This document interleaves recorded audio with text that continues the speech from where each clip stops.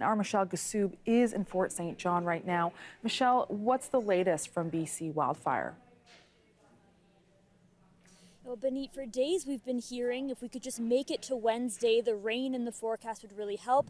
Today we woke up to blue skies and warmer temperatures than we've seen, but there still is rain in the forecast, so that is good news. The other good news is the conditions yesterday. There were winds pushing the fire south and away from town, so people were really relieved to hear that.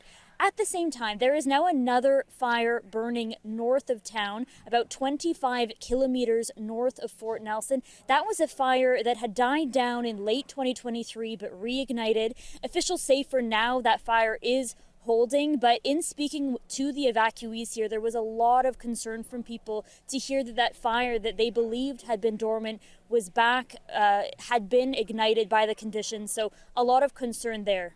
Yeah, Michelle, I remember from your story you described Fort St. John as bursting from its seams. Can you tell us a little bit more about the atmosphere there?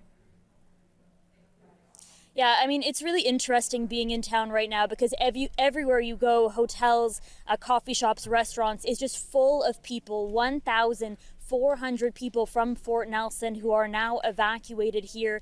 Hotels pretty much completely full. People now being told that if you are trying to get shelter here, or if for some reason you have lost access to the hotel room that you had booked, you're going to have to head to Chetwynd, to Prince George, to Dawson Creek. So people, don't want to hear that they're going to have to keep going, be on the move, head even further out from their homes.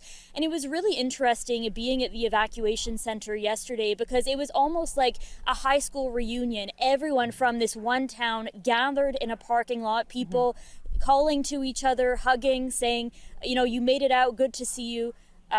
Really interesting atmosphere in town, and people just don't know how long they're going to be here, Benit. Yeah, I think they appreciate that support for one another. Thank you so much, Michelle.